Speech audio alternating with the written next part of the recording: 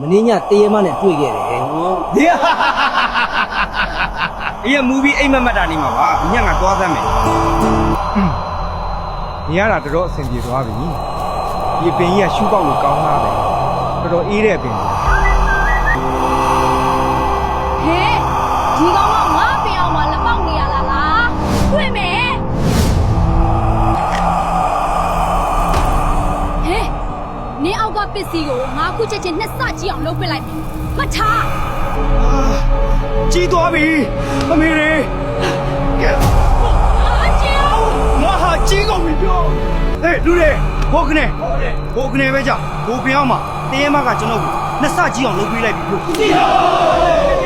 ဟေးငါရင်စားဖဲချစားငါလဲပဲလူဖြစ်တိုးပြခလုတ်တိုက်ကုန်မယ်ငါတော့နှစ်စမဟုတ်ဘူးသုံးစလောက်လူကျင်တာပြော မလေးရှက်စရာကြီးရဲ့နင်တို့အားလုံးကဘာတွေလာပြနေကြတာလဲငါမလုပ်ပေးနိုင်ဘူးလုံးဝမလုပ်ပေးနိုင်ဘူးတော်ပြီငါတော့လုံးဝမလိုက်ခဲ့ကြနဲ့တော့